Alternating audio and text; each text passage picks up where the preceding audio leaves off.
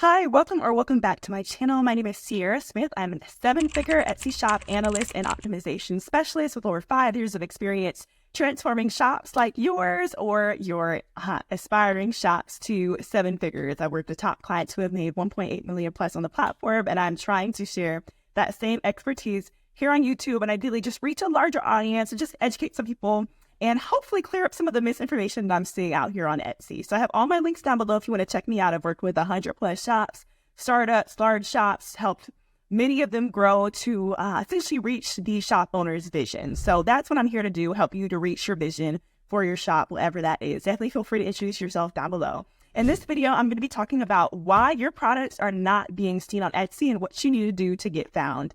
In this bit of work, most of the clients who come to me need help with visibility of their listings. That tends to be the first hindrance towards making sales, conversions, is that visibility. If your listings are not getting found, you're not going to get any sales, but people are wondering why. Hence, that's why SEO is such a big topic here on Etsy and just in the whole Etsy seller space, because SEO does factor so much into visibility on Etsy. So search engine optimization does play a pretty big part of visibility. But we have to also address some of the other facts, which is, SEO is going to get your products found, but visuals and the product itself is going to be what gets your product sold. That's actually what's going to lead to conversion. So ultimately, it's just important to kind of understand how Etsy ultimately approaches SEO on their platform. And that really comes down to conversions or that listing quality score. If you're able to get a lot of conversions on that listing, the Etsy is going to be pushing your listing up more so in the search ranking. So you're going to be able to get seen by more people, seen more quickly, you're going to rank more highly. And that is, of course, the goal, but it really does start with very high conversions. However, if you're a new shop, you have no reviews, you're new on the platform, quite frankly, you don't have any sales. So it is important to kind of find some strategic keywords that essentially represent market gaps on the platform that's going to let you to be seen because there's so much less competition for those keywords. So in this video, I want to just show you how I approach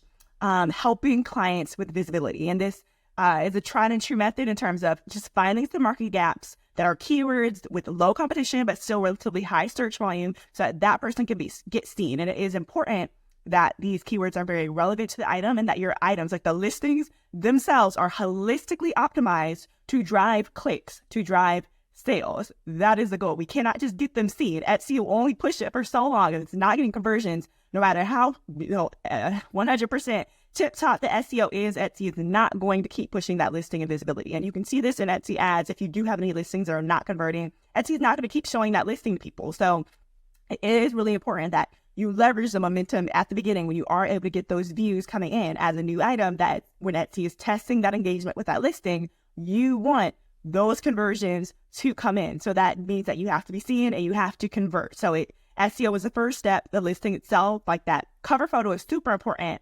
The value propositions of that product, what makes it unique, how is that price point justified? Make sure all of that is clearly communicated within the listing's images. Make sure it's clearly communicated from search. Ideally, leverage that cover photo as an advertisement, put some text on it, showcase personalization, the customization, the packaging, that elevated gifting experience. Showcase what you need to showcase in order to justify whatever entry-level price point is showing up.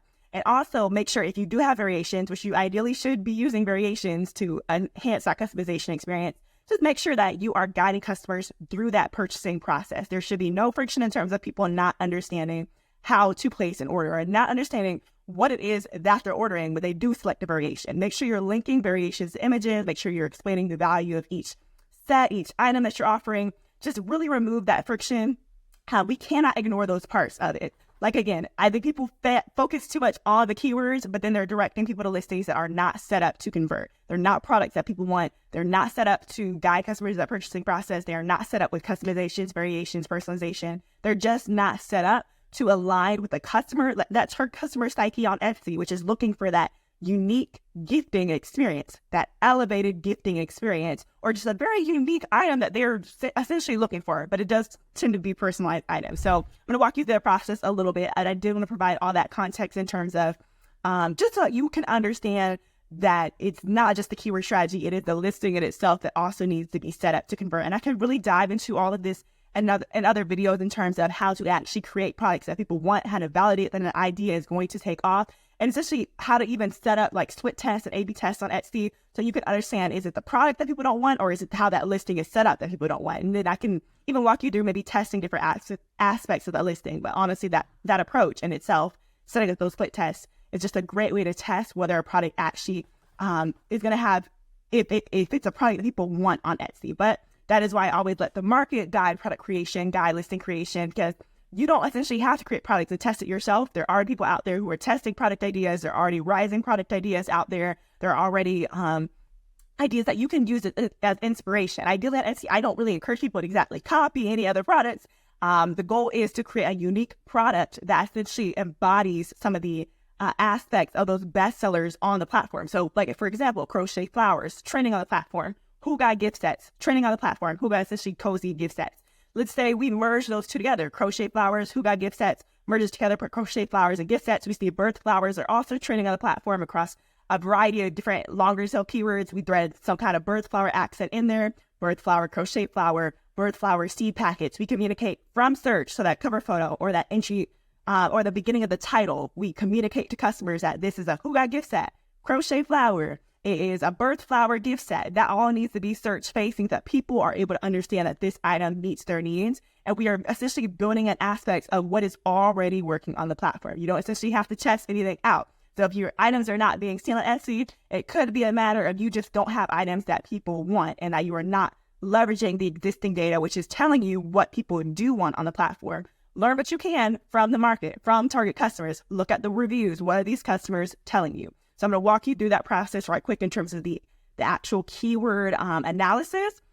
But, you know, I just had to provide that context. It's only going to go so far. Just do what you can to use the market to first create that product and then move into the actual keyword strategy, which I'm about to walk you through.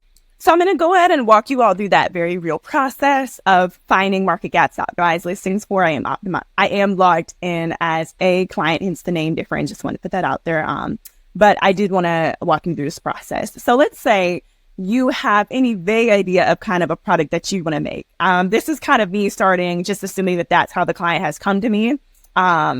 It's just a more extensive process if you don't have any kind of idea. So I'm just going to kind of approach it with you kind of have some kind of idea. So let's say you want to say, you're thinking, I want to get into selling gift baskets. So my favorite tool to get started with is Everbee. So it's everbee.io.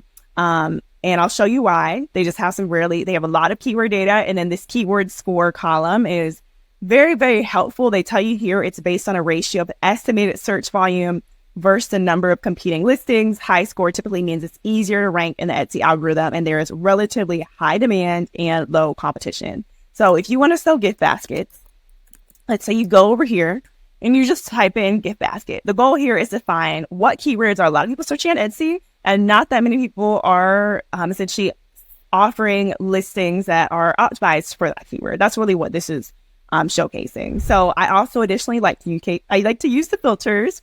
So I tend to narrow it down kind of based on what I just typed in. Since you can see, they put some really random stuff in there. So I like to just kind of omit some of those random inquiries. So I just narrow it down to it has to include gift basket, exact keyword match for gift basket. Then I tend to also like to set a minimum volume of at least 20. I just tend to do that. It just cuts out a lot of the data. 50 also.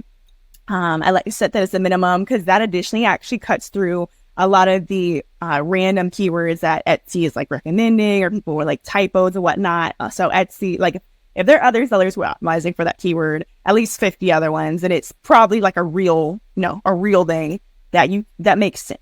That's really what the goal is there. And then I like to set a keyword score. It really depends on that market saturation, like how saturated I think that market is. I'm going to do 100 right now, but probably I'm going to want to go even higher than this, since gift baskets is that's a pretty short tail keyword, pretty broad. But so let's say we said this. So we have a lot of really strong keywords here too. I'm going to go ahead and just set it to 200 so that we can cut through some more of those keywords that are essentially just kind of waste time in terms of we should be prioritizing these ones with higher keyword scores. So it is also important to know that Etsy does, essentially, they autocorrect misspellings. So when we see thank you gift basket without this space in the middle, I would not optimize for this, because what Etsy is going to do when somebody types in, thank you, gift basket, like just like that, they're going to, when you search that, essentially they auto-corrected it already. They're showing the search results for thanks space you gift basket. So that's not like a way to essentially like cut corners on Etsy. It might help you with Google SEO, but I'm helping you out with Etsy SEO. They automatically correct typos, and you can read all of this within like their Etsy seller articles. Like they explicitly state that they do correct misspellings. So there's really no reason to optimize for like words that don't have spaces, misspelled words. So that's just something to note as well. So customer gift basket. This sounds like there might be some promise in there. It could possibly be like a typo in terms of somebody searching custom gift basket. So it's just, I always like to search any market gap on Etsy itself. First of all, we noticed that Etsy did not suggest anything to elongate this search. They didn't even suggest this search as I was typing it in. So I like to start with just looking at what Etsy is suggesting. So that's kind of what I would say is just a slight red flag, is they're not suggesting anything. So that could mean, sometimes that means that there are not that many people actually searching that keyword, because a lot of people narrow their search down, or they search exactly kind of what Etsy is suggesting, and the Etsy suggests what people search. So it's kind of like a bit iterative there. So we're kind of seeing some popular nows. So just from what I'm seeing right here, these don't look to be customer gift baskets. These look to just be broad gift baskets. I'm seeing some employee gift baskets in here. So that's kind of worth noting. But I'm definitely, personally, that's enough I'd have to see, or to just kind of look at something else, because it doesn't really look like that is something like the customer gift basket in itself is what is ranking very highly on Etsy. So I wouldn't necessarily push somebody in the direction of creating gift baskets for customers, since it just looks to be pretty broad keywords. For whatever reason, we don't really know. We can't understand why people are searching keywords sometimes. We just know that they're in there. So I just like kind of put that out there that, whatever keywords that we're seeing here, really, it could have just been something that Etsy was suggesting at the time. It could have been there was a high ranking listing, very like a top performing listing that was optimized for this kind of keyword, and just people were like clicking through to it. So that is just kind of how I tend to approach it. I'm not going to tell like my client, go ahead and start making gift baskets for customers, and I'm not actually saying that that's what's ranking highly for that keyword. So we're seeing best friend birthday gift basket, seeing a typo. Again, I would ignore that. Best friend gift basket, happiness gift basket, thankful gift basket, book lovers gift basket. So lots of like pretty, I feel like there's just several kind of niche directions to go in here. Manly gift basket, gaming gift basket, baby gift basket, closet. See, that's something I probably would just ignore, because that doesn't really find something to search. Not anymore anyways. Keep Everbee and all third-party tools are just going to show you keywords that a lot of people were searching at some point. That doesn't mean that it's still a good keyword. It just means that at some point a lot of people were searching it. So that's why I always look at Etsy itself to kind of validate, is this something that people are still searching? So I would go down. I'm going to ignore the best friend ones, just because all of them don't have a space between best and friend. And the way that the algorithm works is Etsy's still going to be showing you essentially next to everybody who still optimize for the best space friend. And that's definitely not a market gap. Those are best friend gift baskets. That is not a market gap. You probably would find them with keyword scores of maybe like 20, because there's a lot of people creating those kind of items. So happiness gift basket is kind of intriguing. Thankful gift basket is intriguing. It's always kind of good to note seasonality. So, near Thanksgiving, that could maybe be a really good direction to go in as well. So just to kind of validate that, happiness gift, I'm going to leave it at happiness gift, see what, if nothing is being recommended. So again, something I would just kind of note, be like, slight red flag maybe, but we're going to go ahead and run the search to see if we're seeing any bestsellers, or we're seeing any popular nows, and what kind of items we are actually seeing ranking. So we're seeing a lot of well, these are ads at the top, so I kind of like overlook the ads, but we are seeing like popular nows.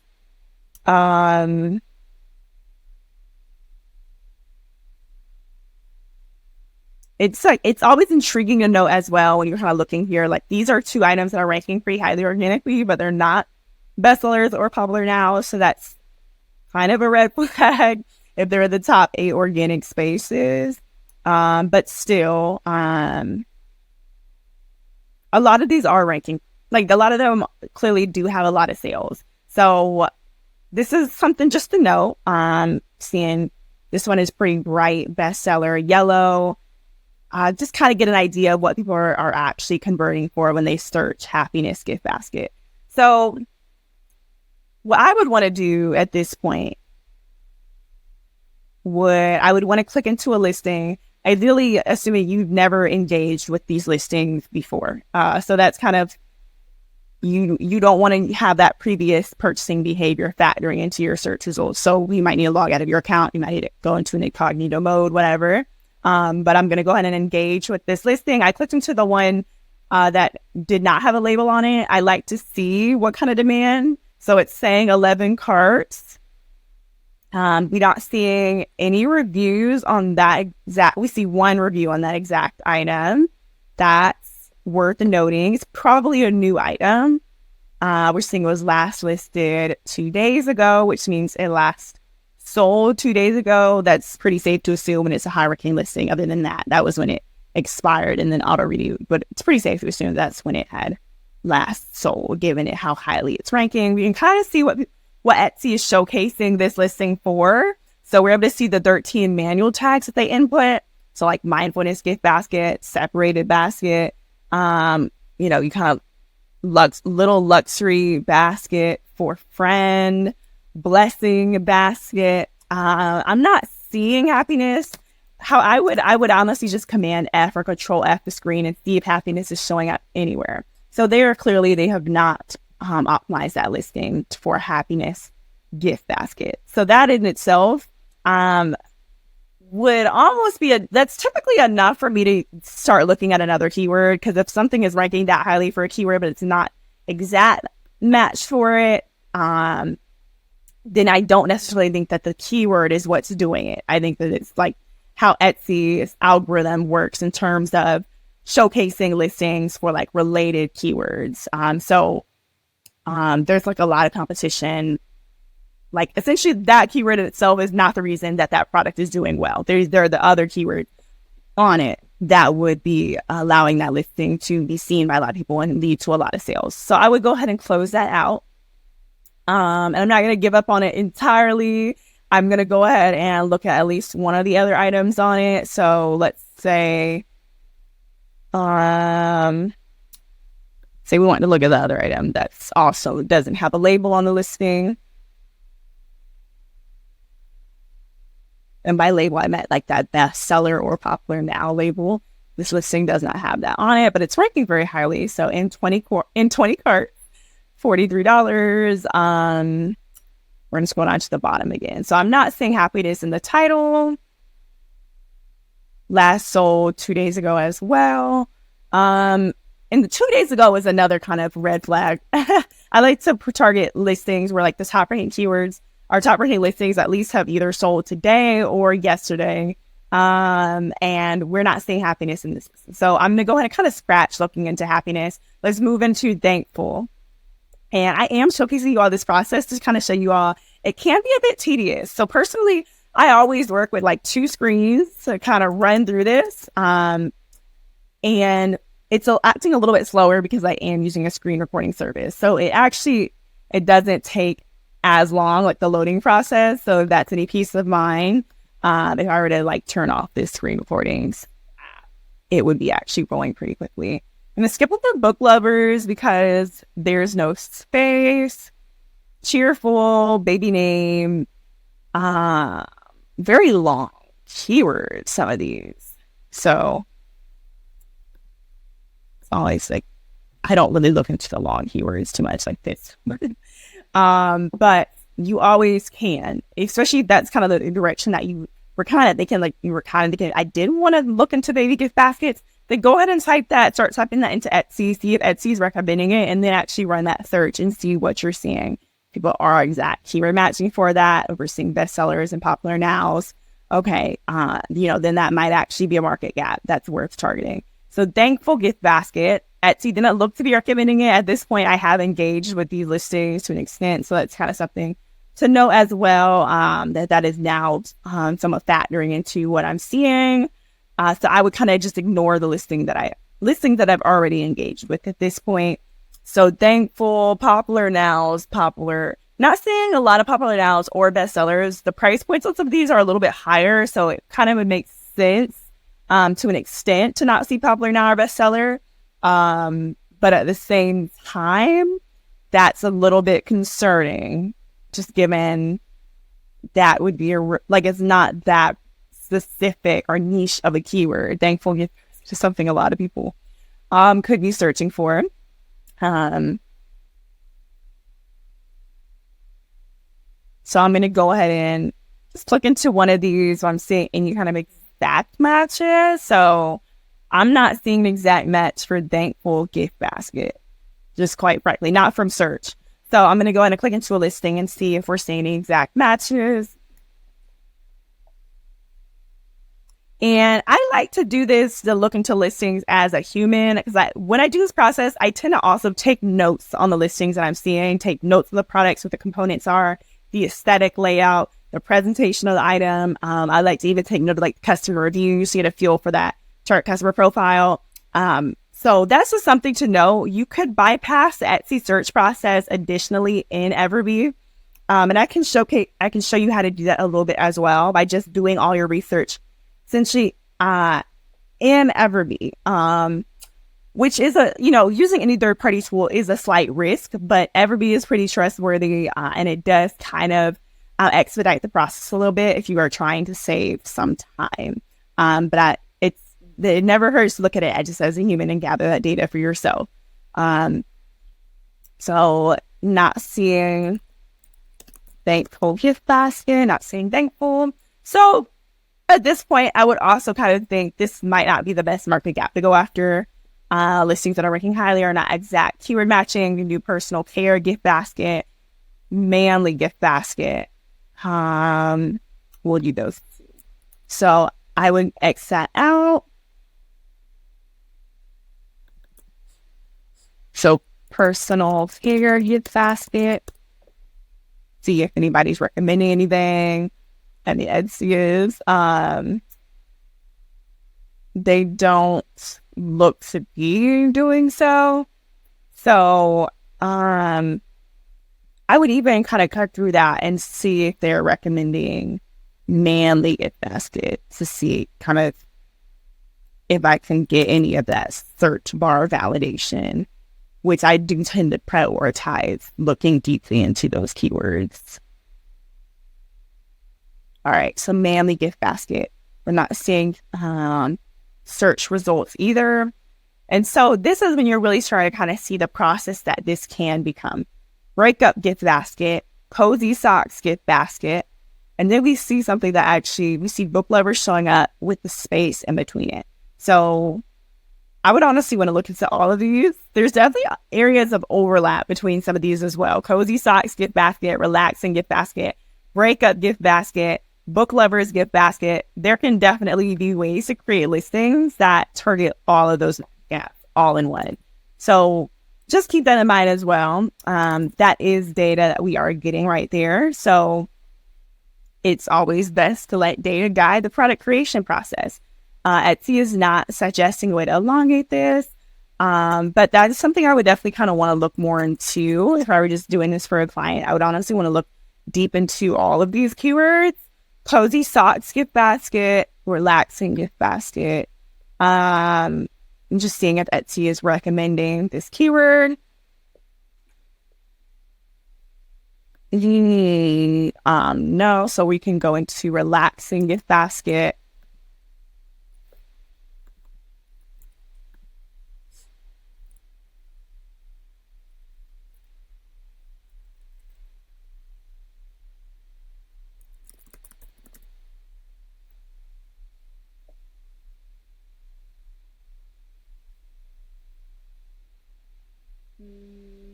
Etsy not elongating it, and we can do book lovers gift basket, might go back to nerd splash racial.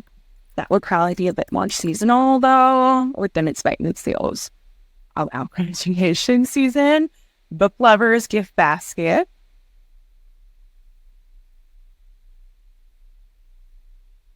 All right, Etsy's not recommending an elongation of that. So at this point, I would still be running through quite a few of these keywords. But again, I'll just put in search it so we can begin to kind of see that search page. But that's really the process that I kind of go through is then I'll look into the search top ranking listings and I'll see if they're like exact keyword matching for these keywords that I'm typing in. But additionally, I'm seeing the bestseller and the popular nows to validate if that's like a product direction to go in and what exactly needs to be included in the product for it to be competitive in that space. So these items are very, very attractive, pretty comprehensive gift baskets, looks to be like personalization in quite a few of them. So all of these things would just be things that I would know, like, am I able to effectively, very effectively compete in this space? Can I create items that look similar to this? Am I able to maybe exceed them in terms of personalization or customization? What all needs to be included? We're seeing like the blind date with a book concept. Is that something that I could explore? And at that point, you'd have a better idea of, would you want to create a product there? And for some people who already have listings that are not yet being seen at this point, this is when you really would want to go in and start threading those keywords into your listings that we're able to see our market gaps. We're also able to observe are within high ranking listings. And at that point, we can pretty much validate that's like a market gap that we want to go after. You can also look into the listings. You can use the Everbee Chrome extension and you can see what tags that listing is additionally using. So that could also give you an idea of other market gaps that you maybe have not explored. And then you can dive deeper into those keyword stats for yourself. So I do definitely recommend that Everbee Chrome extension for those live keyword analyses on each listing. So we want to do product analytics to kind of expedite that process. We can do gift basket, and then we can kind of see the listings that are ranking not even ranking highly. At this point, I would want to organize it by monthly revenue descending. So I would just see what items have sold really, really well. And then at that point, we can kind of look through some of the titles.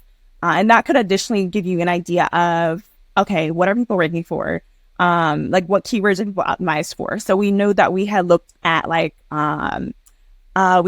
into like manly gift basket. So we also want to run that search here, see what is showing up like in the titles. Are we actually seeing, like, are these actually manly gift baskets?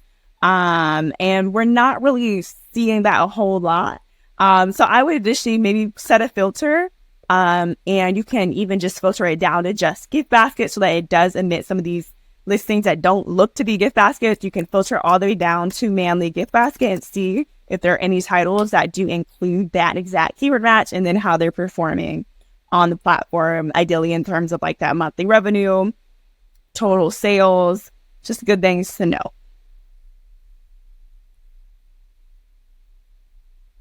So we're not seeing any exact keyword matches. Again, Everbee has told us a portion of data. This is not all the data across all of it. See, I'm sure there's some exact keyword matching, but they're looking at like the top ranking listings. Some manly gift basket is not showing up. So at this point, I would kind of maybe want to run a similar search for a lot of the keywords I had kind of jotted down as market gaps just to get a good feel for what are the exact keyword matching, like what titles are exact keyword matching, and then how are those listings performing.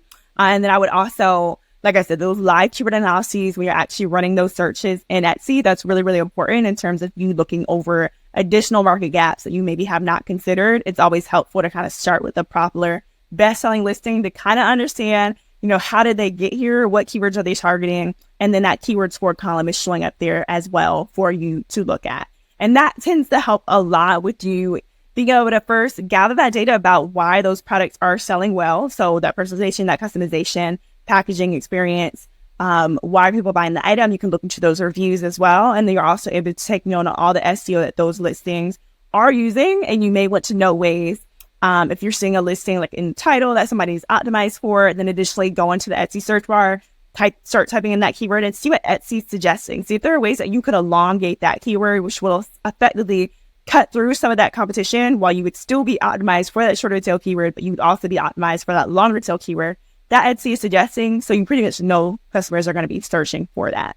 So this is pretty much, I'm literally just walking through the process. Naturally, you could probably tell this can be a very kind of just long process. I would at least dedicate like a few hours to going through this process to just garner some really good keywords. And at that point, to go in and thread those throughout your listings. In terms of like the actual SEO, I do have a listing up that dives deeper into like the actual SEO necessary, like how to optimize your listings on Etsy. But just some notes there. You do want to fill in ideally all 140 characters of the title if you're able to, and you want to exact keyword match for some of those keywords that you're able to validate are market gaps.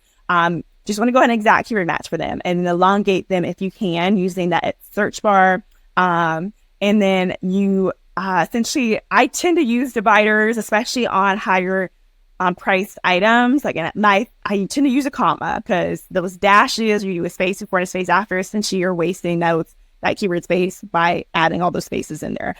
You don't need to put commas in there, but it can help with readability. And that can especially help with some of those higher priced items. But that is not necessary, especially for those lower priced items like t-shirts and hats. You don't need to put dividers in there. Your goal is to essentially exact keyword match for a lot of market gap keywords. And then you also want to like broad keyword match in terms of them mapping different keywords together. You have gift set in there. You have who got gift basket in there. Etsy can work a little bit harder, and then who got gift set. So they're going to essentially map some of these different keywords together. So if you can kind of try to prioritize a slightly diversified keyword strategy, that can also help a bit with visibility as well. And within the tags, you want to go after the same keywords that you're going after within the title. You want to fill in all 13 tags, try to prioritize longer tail keywords that are a bit longer and more specific. So go for that full who got gift set versus just that gift set listing in itself. Versus just that gift set keyword. Go after some of those more specific keywords. And especially the beginning of the title, beginning of the description, you want to do the same thing. So you also want to start trying to go after some of those highest impact keywords that you have in there for ensure they are very relevant. And that will just really, really help with the SEO. You're targeting a lot of the same keywords, a few kind of broader matches. I guess in there, I tend to have it's okay to maybe have one or two pretty short tail keywords in there that are pretty broad. Gift set would be an example of a short tail keyword, because essentially Etsy's going to be mapping that tag with some of those other tags in there. But as a new listing, you're going to have a lot more success to cut through competition by optimizing and exact keyword matching for some of those really long tail keywords. So that is pretty much how you would approach SEO. Again, I already have a video out there on this, but it's just important to kind of get those basics down. And then as you list those items, given you are creating items that people actually want, you to kind of validate these product concepts. You're going to start getting internal data relatively quickly, especially if you launch with Etsy ads running in a very high budget, which I personally would recommend, both for garnering conversions, but also for getting a lot of data really, really quickly. And then you have those opportunities to garner reviews pretty quickly as well, assuming you are getting those sales coming in. So when you get that internal data, definitely take note of those keywords. Take note of those keywords with high click rates. Take note of those keywords with high views, and find ways that you can thread those keywords back within the listing, getting rid of some of those keywords that are not driving any views, not driving any conversions, and just replace them. Probably try to do this like at least once a week or once every 2 weeks while the listings are new. And then once you start getting that engagement, you don't really have to thread in any new keywords, but you still can kind of keep an eye on any trending keywords, any rising keywords, and then, swap out those keywords that are clearly not showing any performance, like no views, no sales. And if you are getting lots of views on a keyword, but no clicks or no conversions, then figure out ways that you could maybe align that product or that listing more so with the customers who are searching for that keyword. So if there's something you could do to maybe communicate from search that, that item is personalized, or that item does have cozy socks, or like whatever it is that you have to do to just align a bit more with that keyword, definitely try to do so like within that cover photo if able. That cover photo does not impact SEO at all. So it can be just really helpful to just kind of try slightly different things, but keep that aesthetic, keep that presentation very, very just aesthetic in itself. So that is pretty much what you would need to do if your listings are not ranking highly on Etsy. I'm sorry, this is not like a magic formula, but it's kind of, it works. If you just kind of take that time, do what you need to do to validate the concepts, validate the keywords, it does work. But you do also have to create products that people actually want and that do align with what is actually working on the platform. So that is pretty much it for this video. Please let me know if you want any other videos filmed, if you have any questions, you want any tutorials, any walkthroughs. I'm pretty new on this platform, so I'm really just kind of trying to reach as many people as I can, just share some knowledge, and, definitely leave a comment down below. Introduce yourself. Let me know your shop. Let me know your situation. I'd be happy to work with any of you if you did want to work together. Again, all my links are down below. Happy to hop on a call or a virtual cup of coffee, whatever you want to do. Just excited to meet you all. So thank you so much for watching this video. Don't forget to subscribe, save for later, share with your friends.